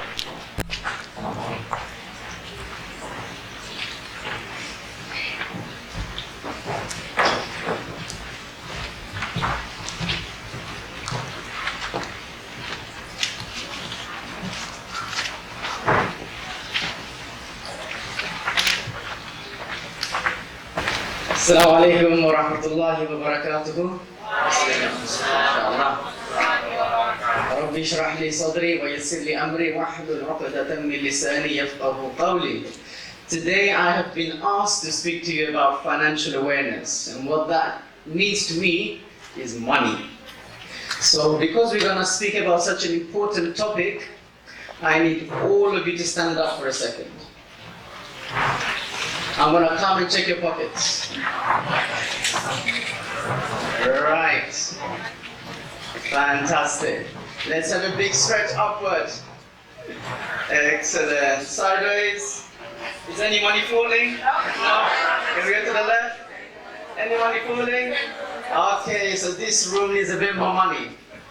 Now, alhamdulillah. Today I'm going to teach you, inshallah, how to think about money, how to manage money, how to make money, and how to use it, inshallah, to gain your closeness to Allah subhanahu wa ta'ala. I'm going to ask you all to take a seat now, inshallah. Fantastic. I'm loving the energy now. Now, I am a trainer, so I will be making this session very interactive, inshallah. What I will also do is I'm going to put some money on the table. I'm going to be asking lots of questions and lots of interaction from yourselves. If somebody happens to stand out, I would be very happy to offer them a 4-week internship in one of my companies, inshallah. Yeah, and I cannot explain to you how critical it is to experience and explore at a young age. So inshallah, I have 2 internships on offer, one for the brother side, one for the sister side, and they will be awarded to the most, shall we say, the top contributor. How does that sound? Yeah? Fantastic. And everyone's looking at me. Yeah, no one's dozing off anymore. So that's fantastic, fantastic. Now, let's get started, inshallah. Okay, financial awareness. Now, I'm actually somebody who played the game very, very well from a young age. I came to this country when I was 13. I learned to speak English within 6 months. I did my GCSEs, alhamdulillah, got all A stars and A's. I was looking to achieve my way out of being working class. My parents, both of them worked 6 days a week, 12-hour shifts sometimes. So for me, what was driving me was I need a good job, because I need money, because that's what's gonna help me get my parents to relax and enjoy life finally. And I played the whole game. I aimed for a city job, and I did work experience in year 10, and in year 11, and in year 12, and every single summer since I was 23, I think. I did internships every summer. I tried my best to get into Oxford, Cambridge, LSE. The first two flopped, but I managed to, alhamdulillah, get into LSE, which is the best place if you want to work in the city. And my dream was to be an investment banker. Why? What do you think the answer was? Money. Which is not a good answer, I must say. Never make money your objective when you're selecting a career. Big mistake I did, number one. But alhamdulillah, I was on that path, and in 2011 or 12, I managed to finally step foot in the investment bank. And my dream was achieved. I was in a big tower in Canary Wharf, wearing a nice suit, a nice tie, with, what I thought was the level you need to get to make it. And I was really excited. 1 week went by, 2 weeks went by, and then I started feeling really, really not so great. I was somebody who was very, very active at university, in my local community, and I've always strived to do something meaningful and of benefit, working towards my akhirah. And suddenly I'm finding myself spending 60 hours a week in a very fancy, glittery office/prison. And there was a huge void in my heart, and it was draining me spiritually, emotionally, physically. Wake up, put a suit on, jump on the tube, go to work, do some stuff on an Excel sheet for 8 hours, go to some meetings, jump on the tube, come home, sleep, repeat.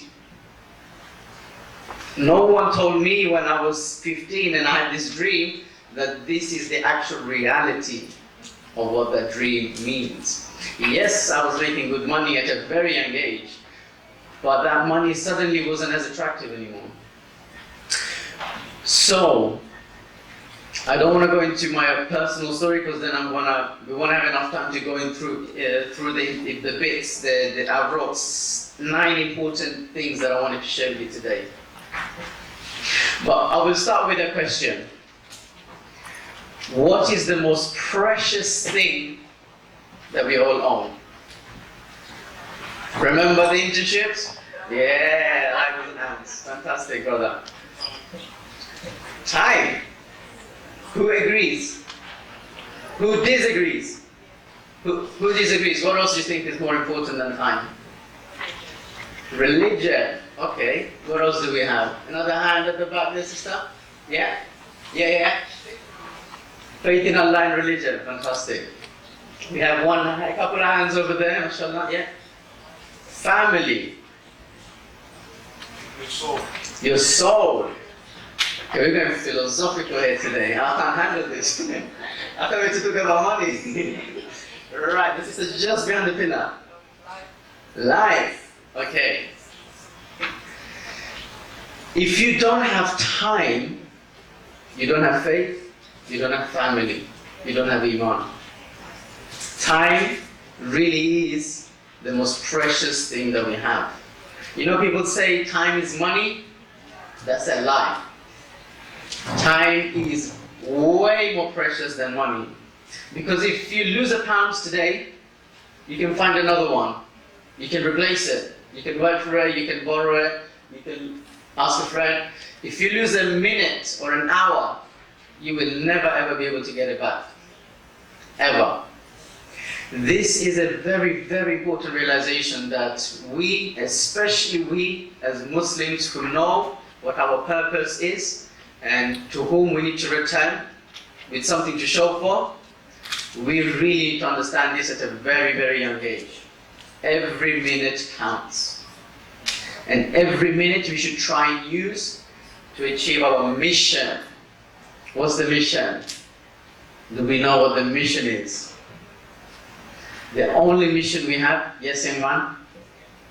To get to Jannah is, I would say, a byproduct of the real mission. What's the real mission? I've got two hands going on. I'm going to give him a chance to answer. Please Allah. Please Allah subhanahu wa ta'ala. The pleasure of Allah is the only thing that matters. Now the question for us young people is, how do I live a life, how do I design my life to maximize my objective, which is to please Allah subhanahu wa ta'ala? How do I design a life like that?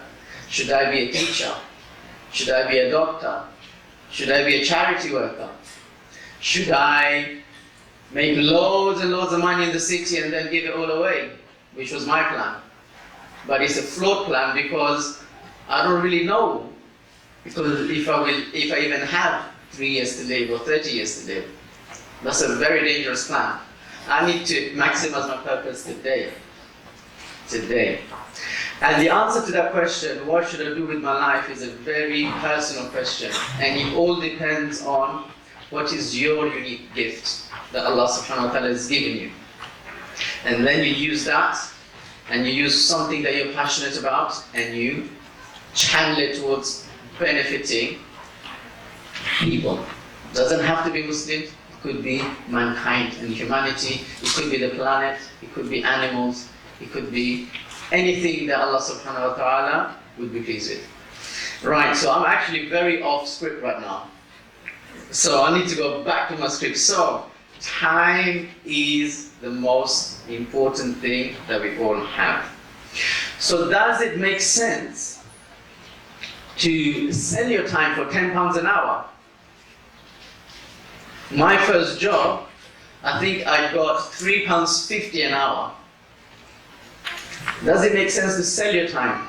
Let me ask you a question. How much is your time worth right now, as a student or as a new graduate or as a schoolboy or a schoolgirl? What is your time worth? Can we put a monetary value on it? Right now. Yeah. An hour, 150 to 200 pounds an hour.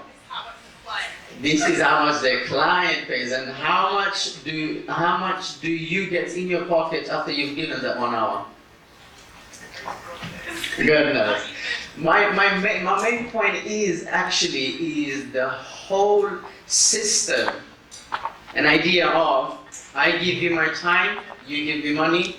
This is a very bad system.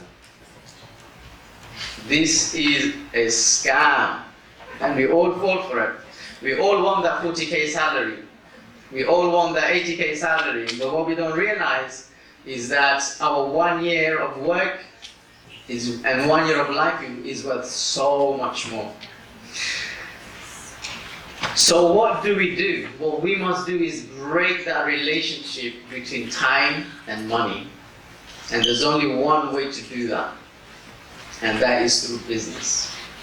Business is the only way where you can make £40,000 in 1 hour or in 1 day, not in 1 year. So I would love our young Muslims to start thinking about, how do I break this relationship? There are people in the world that make £50,000 in a half an hour speech. There are people like that. There are people who make £50,000 a week in their business. There are people like that. I'm not there just yet. But there are people like that. But there's also people who are so engrossed in the business that it's eating up all of their time in their life. So that's also another trap that you need to be careful of. Now, my second question is, and I'm just giving you little bits. I can't give you too much in one go. You're going to explode. I'm going to give you little bits today, and inshallah you can follow some of the work that we do with the Golden Touch Academy, the YouTube, the workshops. Later on I'll give you more information, inshallah. How many of you think that money can be a bad thing? Too much money is a bad thing. How many of you think that rich people are greedy?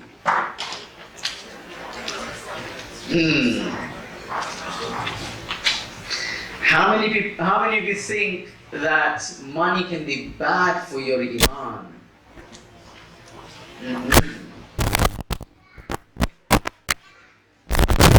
Money can be a trial. Can be a trial only if you get it. What we have realized, sitting with a lot of successful people, a lot of rich people, many of them Muslim, is that money is just a resource. You use it for good, you can use it for bad. Money only amplifies who you are. If you're a greedy person today, you're going to be a greedy millionaire tomorrow. If you're a generous person today, you're going to be a very generous person tomorrow. So we have a lot of negative beliefs about money. And when you dislike something or you think it's impure or not good for you, are you ever going to bring it into your life? So we must clear our understanding and perception of money. Money is just a tool. And we can use it to maximize our purpose if we know how to be smart with it, inshallah. Now, an important thing I wish somebody told me when I was 15 years old or 14 years old is that instead of telling me, Tanim, you need a good job, and that's what my father told me since literally I was 4 years old. He was a very smart man, mashallah. He knew I had a soft spot for cars. So every time a nice car would go by and I would do this, he would say, if you get a good job, you can get any car you want. And that kind of ingrained in my head. And that's why I craved a good job. Now, what I wish somebody told me was, Tanim, you don't want to be someone who has a good job. You want to be someone who can give people good jobs. Massive difference. Massive difference. Imagine being able to provide 1,000 jobs. You will definitely be a millionaire, by the way, if you're in that position. But why aspire to a good job when we can aspire to something even better? Providing jobs for others, creating ventures, creating empires, and building things for our community and our future generations. So that thing, nobody told me when I was 14 and 15, and it is my message today for all of you. Each one of you has the potential to build an empire. And an empire doesn't mean something just money driven. It could be an empire of good works. And I think this event is a good example. Yeah, it's not easy to bring so many people in one place and to put them in front of speakers who can speak to them about Allah subhanahu wa ta'ala, about life, about barakah, about taqwa, about tawakkul, which is a very, very important principle that the sister just before me spoke about. And I was very, very inspired, inshallah. So my challenge to you is be bold. You know, we live in a time when there's 8-year-olds making millions on YouTube. You know, there's this YouTuber, he was 7 last year. All he does, he unwraps new toys in front of a camera. His YouTube channel has 6 million views. His parents run it, of course, and his revenue last year was something like $7.2 million from sponsorship deals, advertising, and all the rest of it. That's the world we live in. So why should I bust my backside for 40k salary? They say that today we live in a time where a social media audience is more valuable than a Cambridge degree. And I can testify to that. I didn't have a Cambridge degree, I had an LSE degree, but I have a small social media audience at the moment. And that actually is more valuable to me than my degree in many ways. Now, I do not mean to sort of degrade anyone who's an employee or in a job. I want to talk about that, yeah? But I want to be a little bit, I want to give you some real talk to really drive in some points. Because we have been instill this idea that you need a good job, you need a good job, you need a good job. And my message today is slightly different to that. Because I have more than 150 friends who are in good jobs, and all they dream about is how do I get out? How do I get out? I was lucky enough to realize that when I was young. And I'm not young, by the way, I'm 28. And 28, I know I look 16, but I'm actually 28, and my walima is tomorrow. MashaAllah. And I am so happy to be able to spend the day before my walima with you guys here today. Because remember, when Allah calls, you must answer and you must maximize your purpose. So I see my purpose as how do I free up our talented community to be able to channel all of their time and efforts to their personal legacy. How do you do that? That is my mission, inshallah. Now, a very special message to my sisters. Sisters, your biggest financial goal is not to have 20K saved up so you can have an amazing wedding. It is not to be able to have savings for a rainy day. Your biggest financial goal is to be financially independent from anyone. You do not want to depend on the government for help. You do not want to depend on your husband for help. Should anything, God forbid, happen to your husband, well, how will you run the household? Our sisters need to be on a serious mission to be self-sufficient. And the man also needs to be self-sufficient from the other side.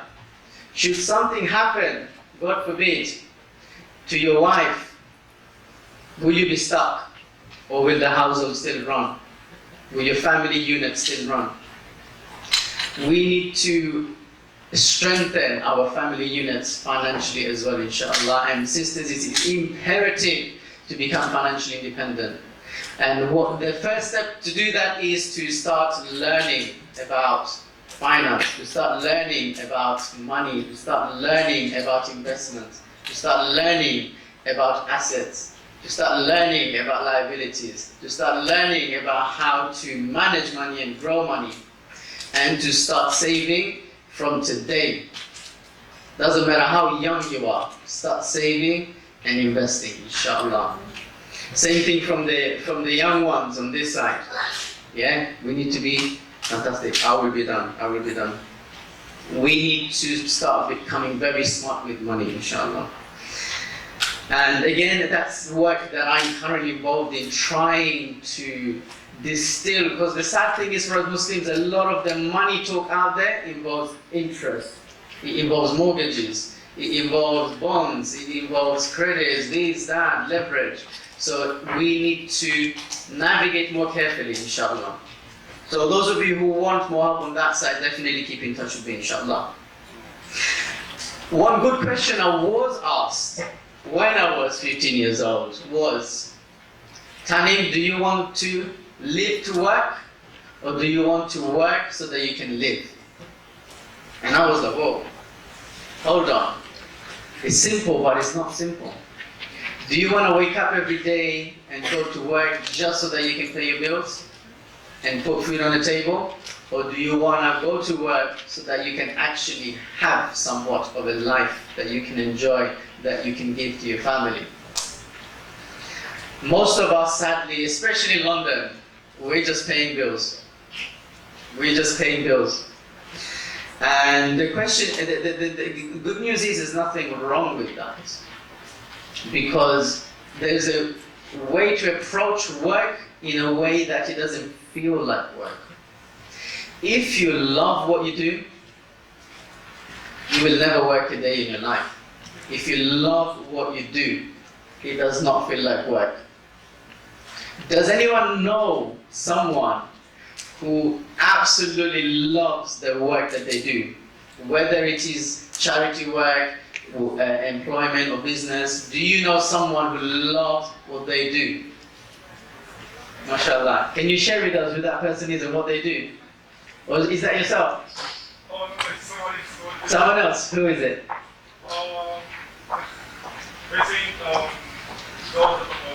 mental health issues. Fantastic. So there's somebody who's really passionate, and to be fair, I would say on this side we have people who I think they love what they do, or at least they're engaged in something that they're passionate about, and I really commend that, because many of them are probably doing things in work and outside of work as well. Spend your time looking, searching for that thing that you love to do. Then you will never work a day in your life. Don't look for the salary. Look for the thing that will get you up every morning and you will be excited to get dressed and get cracking. The other way not to work a day in your life is to spend a portion of your life building businesses and assets so that they can work for you and you don't have to work for the money. You see, our cousins, our Jewish cousins, they are very good at that.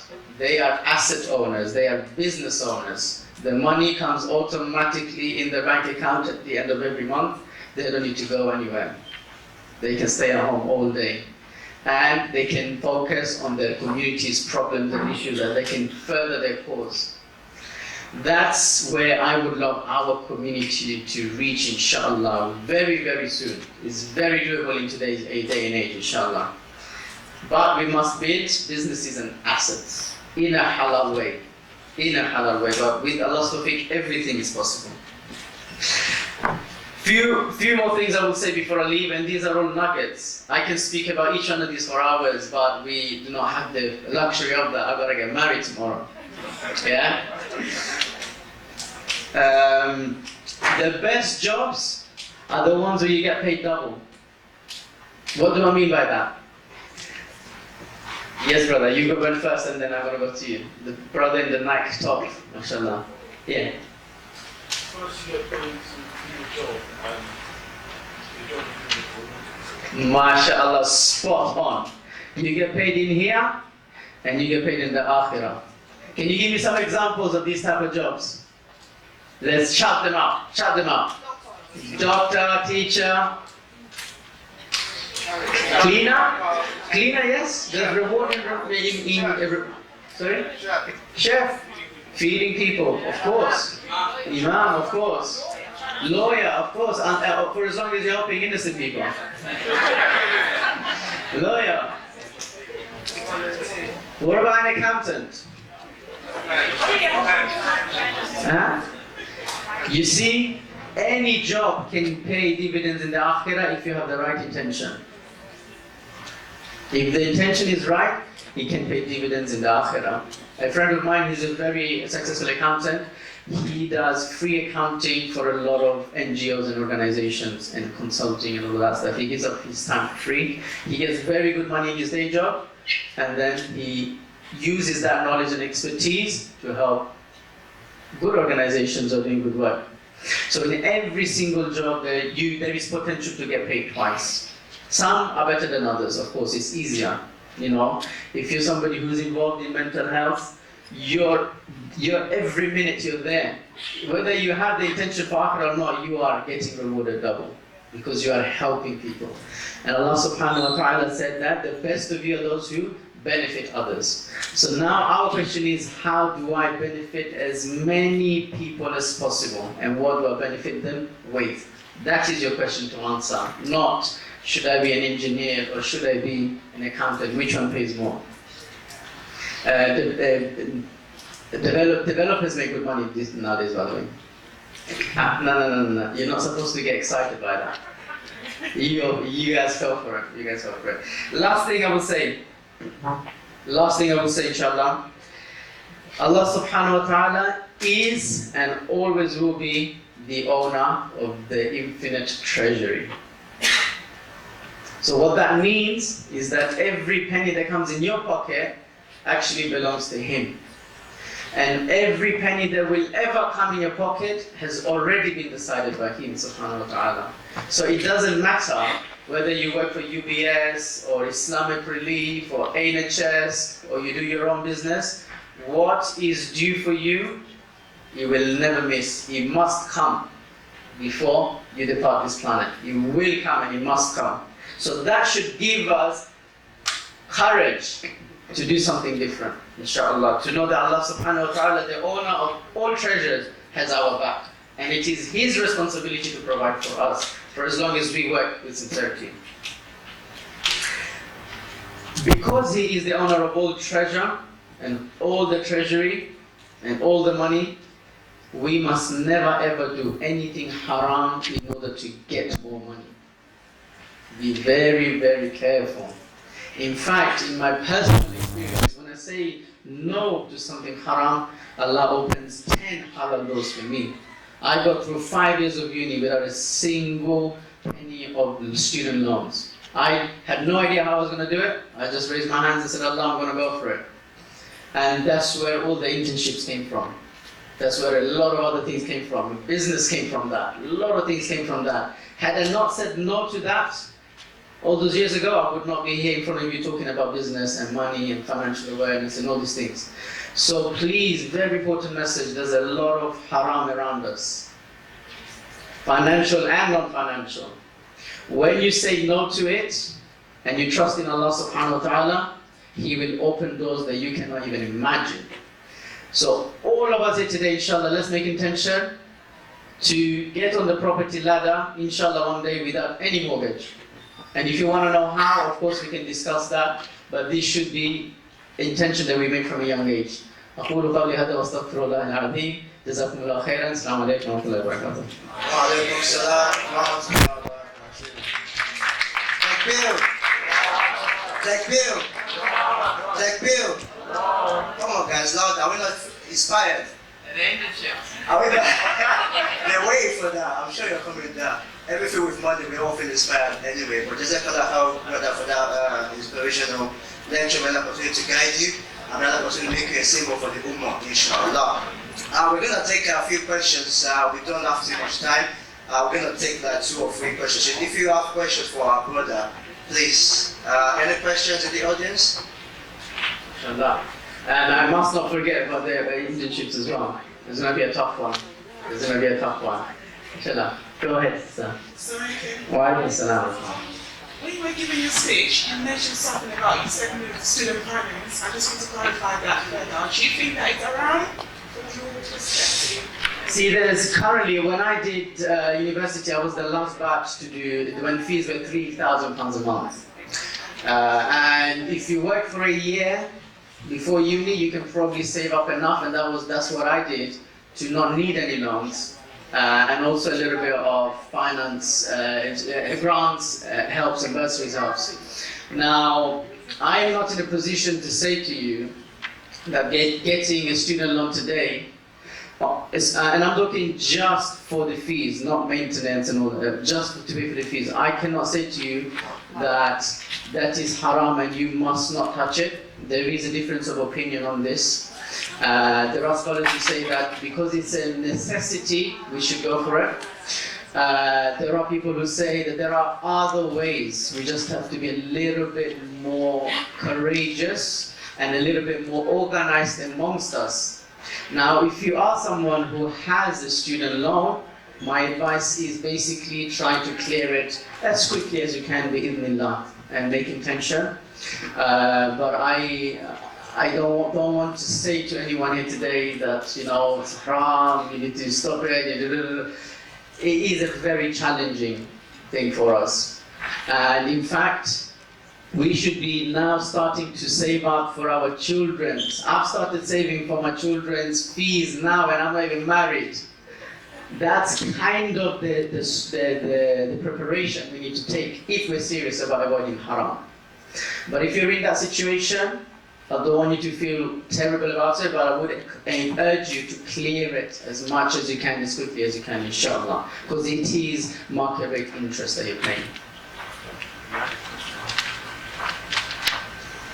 What would you say that after time and your mind is the most valuable thing that we should try to protect and get as much of that we can spend in our own causes?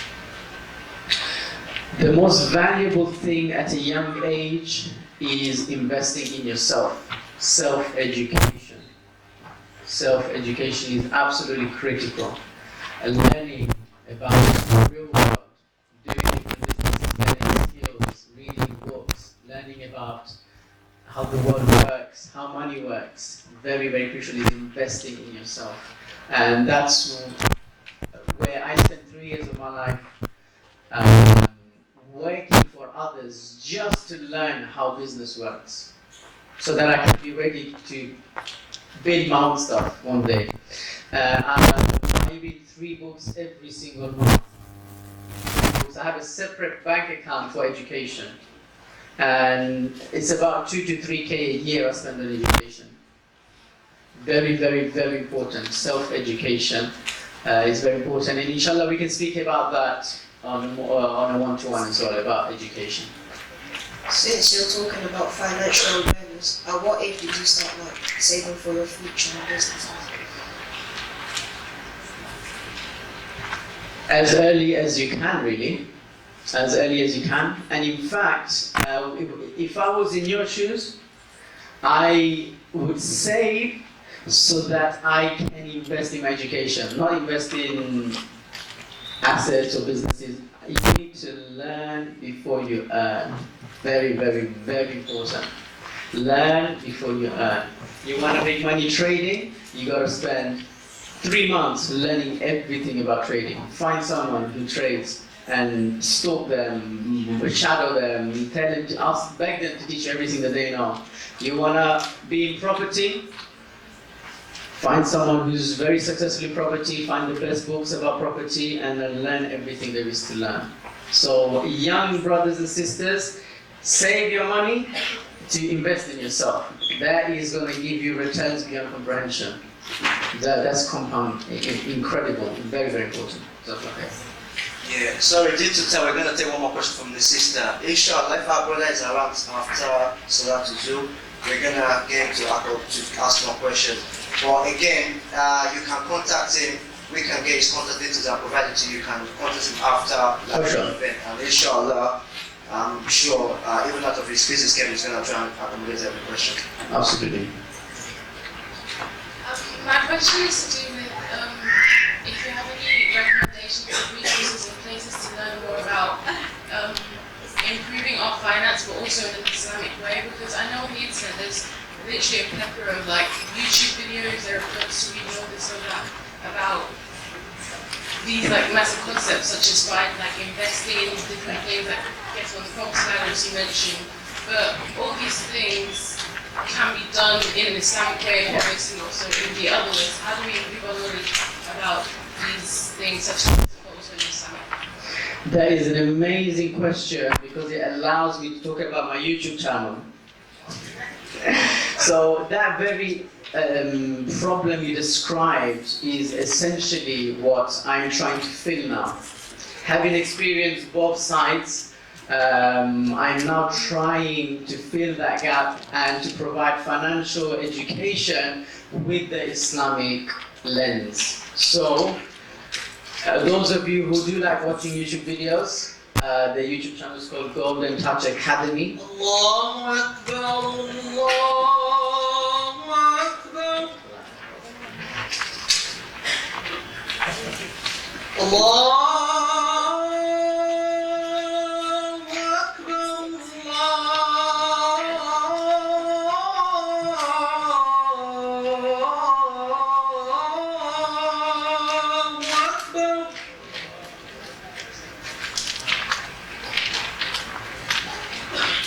أشهد أن لا إله إلا الله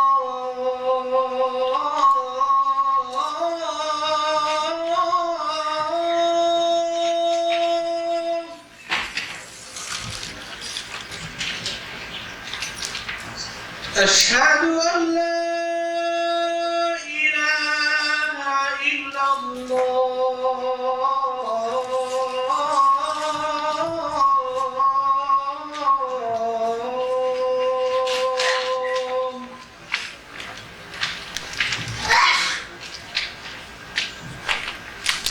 أشهد أن محمد رسول الله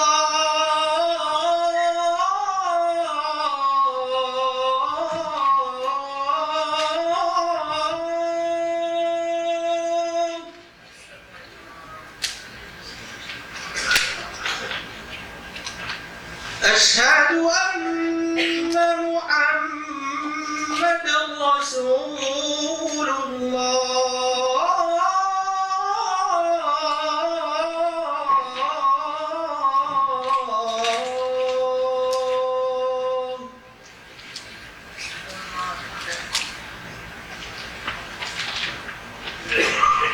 حي على الصلاة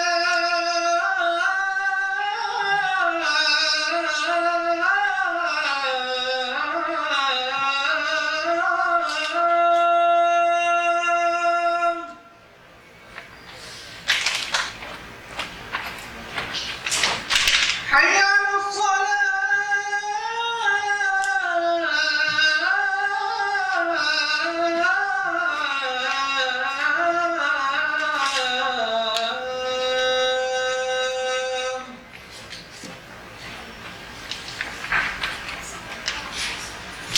حي على الفلاح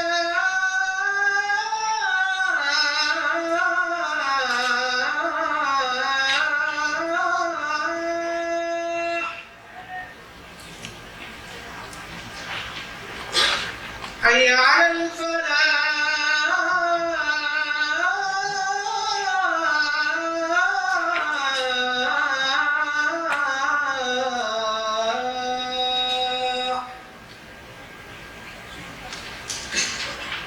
الله أكبر الله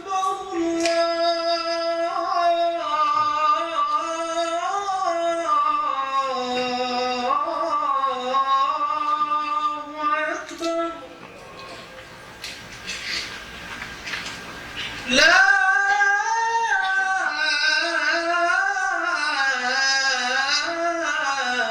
إله إلا الله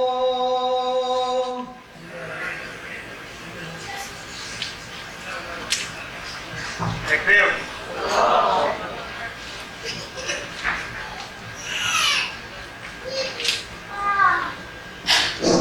Takbir.